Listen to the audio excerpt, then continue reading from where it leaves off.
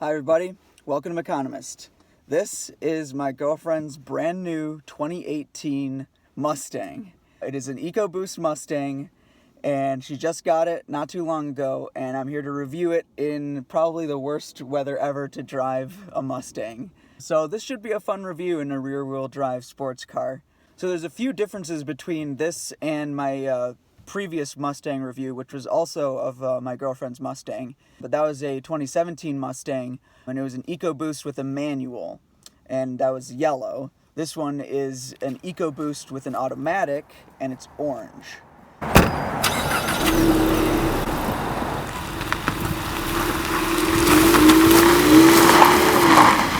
So one little known feature about the 2018 Mustang, and I'm not sure if it's on the 2017, but it has a glasses holder, and that's why I'm wearing my glasses today, because I wanted to show you how cool this little holder is. So if you look by your left knee, right above it, there's this little thing right here.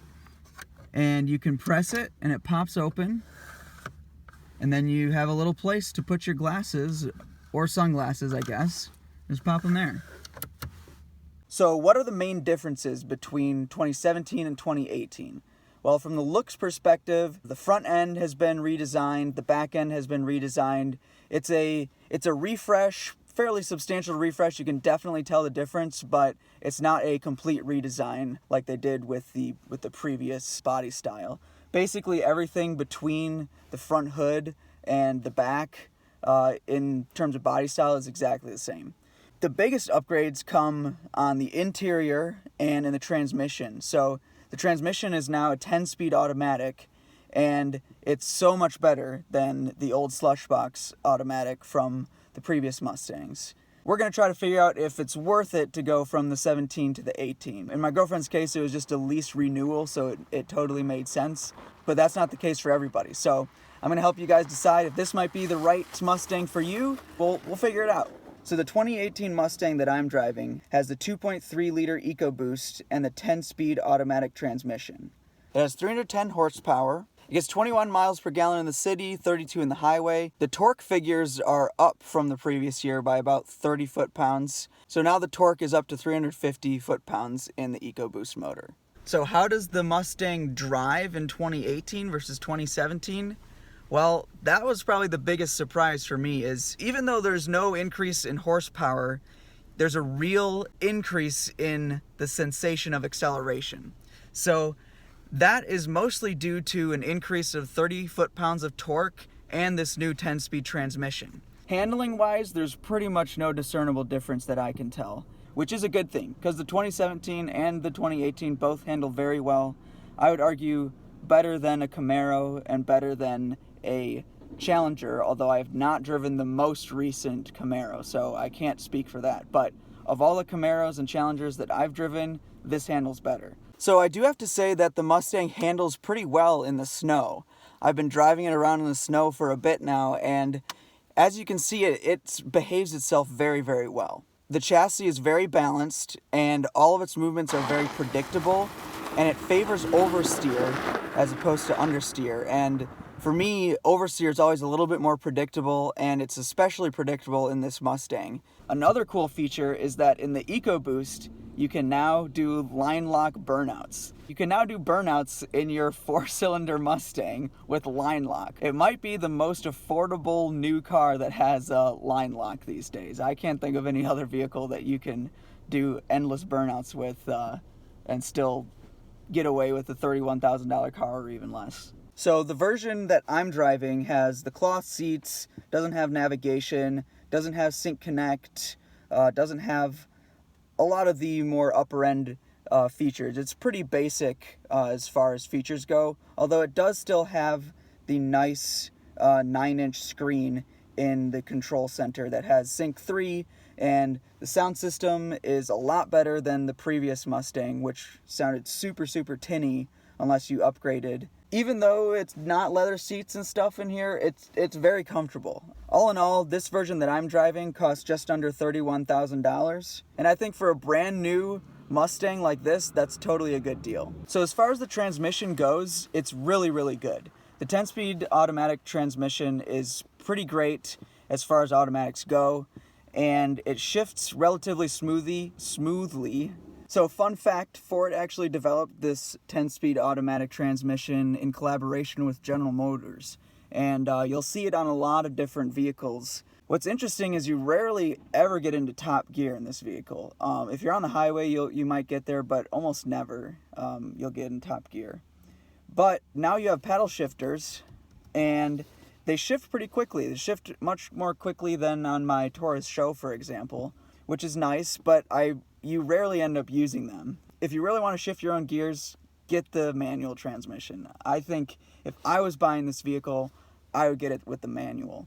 That being said, if you live in a place where there's cold winters or you got to commute and a lot of stop and go traffic and things like that, the 10-speed's pretty good. My main complaint with the 10-speed is that it's not great at selecting a gear and sticking with it when you're in a lower speed. So if you're going fairly slowly, it keeps trying to hunt for what gear it wants to be in, and you end up getting a little bit of a jerky ride sometimes because it's not sure what gear it should be in, and it refuses to just stick in one place. A lot of these issues can be solved though if you put it in sport mode. And so if you shift it all the way into sport mode, it'll be much more willing to stick in a lower gear and stay there until it needs to shift. If it's in regular drive, it's going to be more programmed for efficiency, and that means that it's going to be hunting for gears a lot more. I pretty much always put it in sport mode. It's more fun that way. So if it was me, I would get the manual transmission with the 3 pedals and just go all out sports car. But the 10-speed is not a bad option at the end of the day. So I have almost zero real complaints about this vehicle. But if there's one thing I wish they had changed from the 2017 body style, it's the deadly corner on this door. If you look at Mustangs around the country, you'll see this as a symptom all over the place. This friggin' corner that creates this accent line is deadly, especially because the door is pretty big since it's a coupe, and this accent line creates a super sharp corner right there, and it's deadly to cars you're parking next. It's even deadly to itself. As you can see, it's already been dinged, and I hope they find a way to smooth that off or do something about it in the next body style, because I've seen lots of Mustangs that have that same issue, and I'm sure there's cars all across America that have multicolored dings right at about this level where a Mustang has hit them. So just like the previous Mustangs, you do have selectable driver controls, like this steering thing here. So you do that and you can get sport, comfort, or normal. Honestly, it's quite difficult to tell the difference between normal and comfort, but I have noticed that sport gives you a little bit tighter, a little bit harder to turn the wheel, and so I guess that's worth something.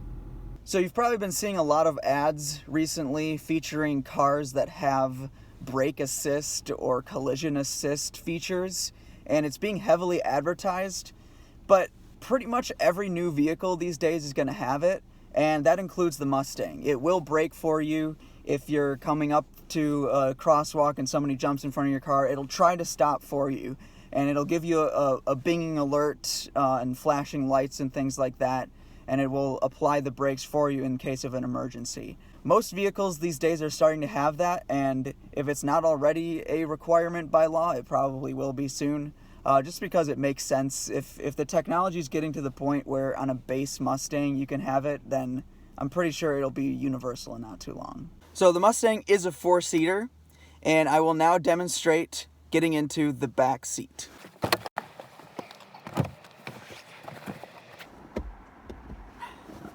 There, that's it.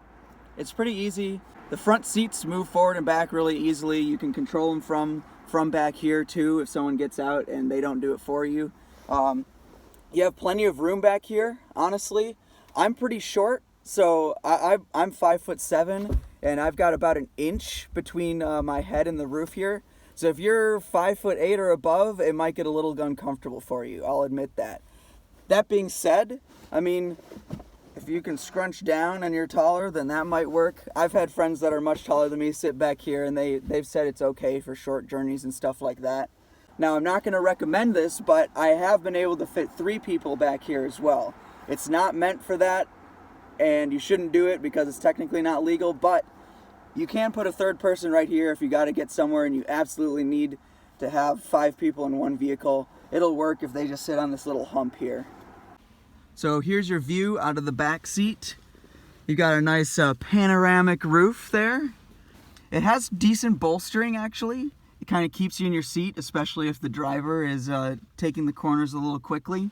These windows are very small and pretty much useless because they don't roll down, but you can actually see out of them, and so I guess that's nice. You have coat hangers on the back of both seats, which are nice to have. You have this that can help you move the seat forward and back from the back. Seat belts. And this whole thing can fold down. You can even fit a baby seat back here, or 2. So if you have a family of 4, the Mustang is perfect. You do have ample trunk space in the 2018 Mustang, but if that's not enough, if you have something longer or bigger that you need to fit in there, it's as simple as just grabbing this loop and pulling down. And now you've basically doubled or tripled your trunk space. It's pretty awesome. Same with this side. Now look at that. You got a massive amount of trunk space.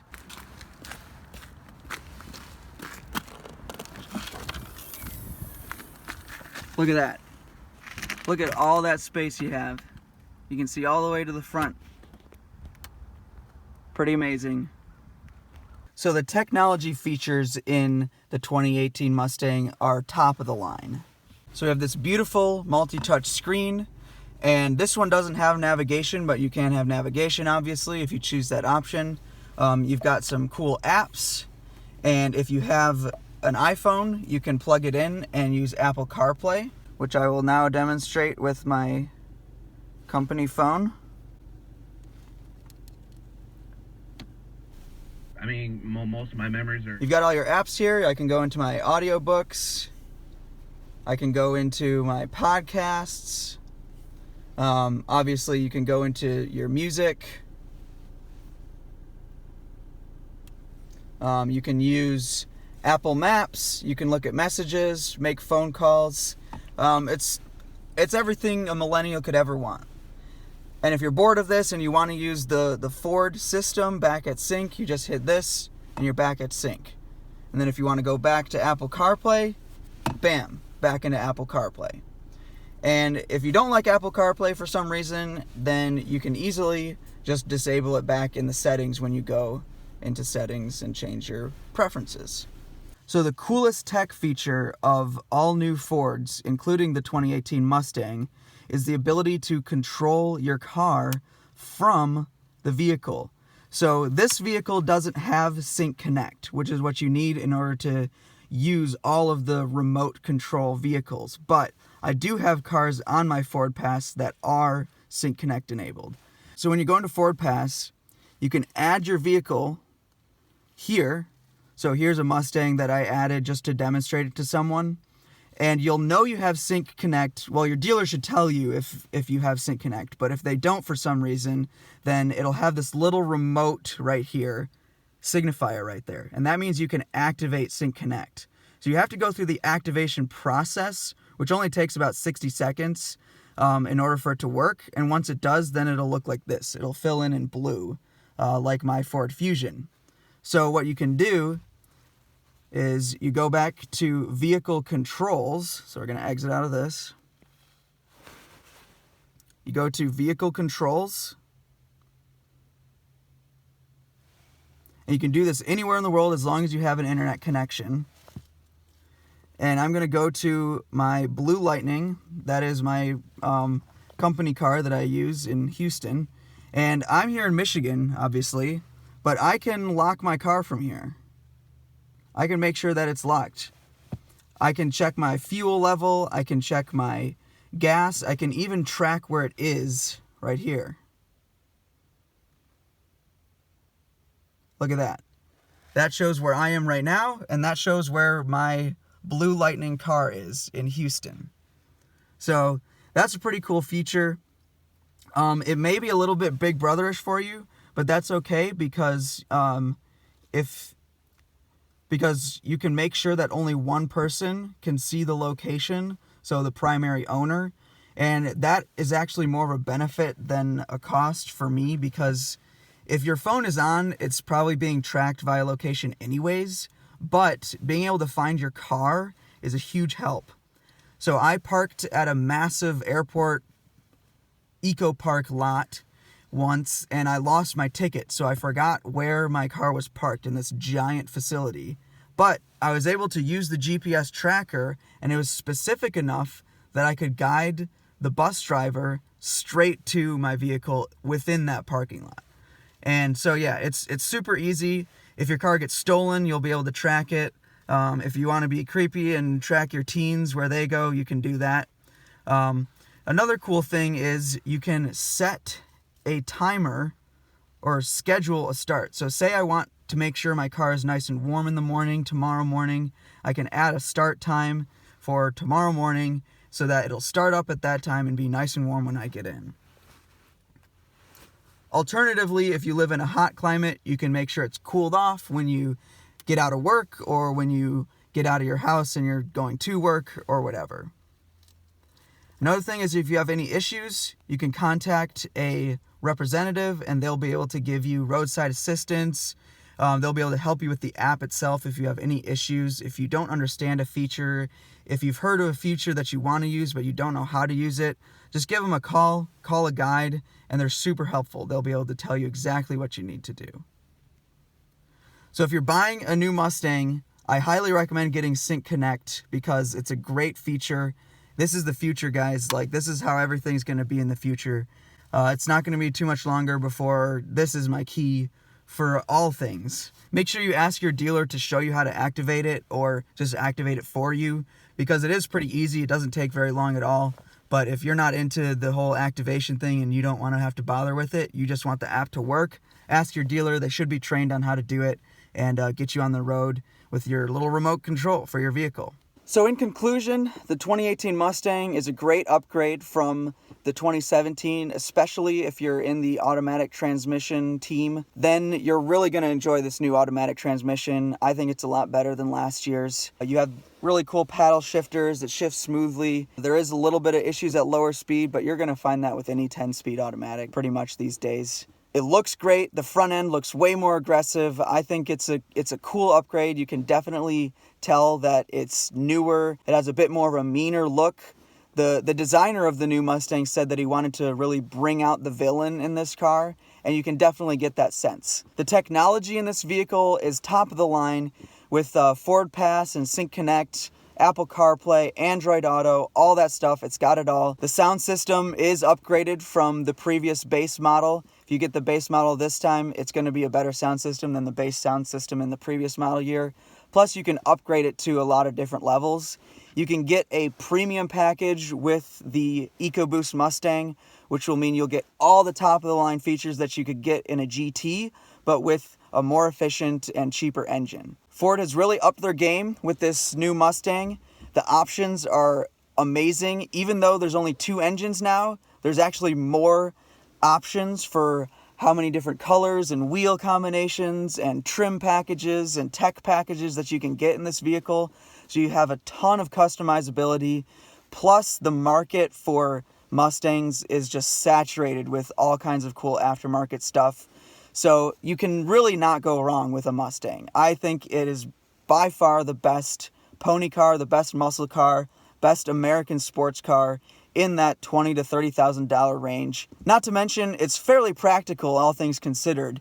It has a pretty small frame for being a muscle car, but with the seats that come down in the back, the ample amount of trunk space you already have, you have a comfortable amount of room, even if you're 6 feet tall in the front. Maybe not so much in the back, but you can fit your kids back there. Every time GM or Dodge ups their game in the muscle car area, I think Ford just takes it to the next level as soon as they can. And that's exactly what they've done with the 2018 Mustang. So I highly recommend it. I appreciate you guys watching this video. Make sure you give me a like and a subscribe if you can. And I'll see you guys in the next one. Thanks.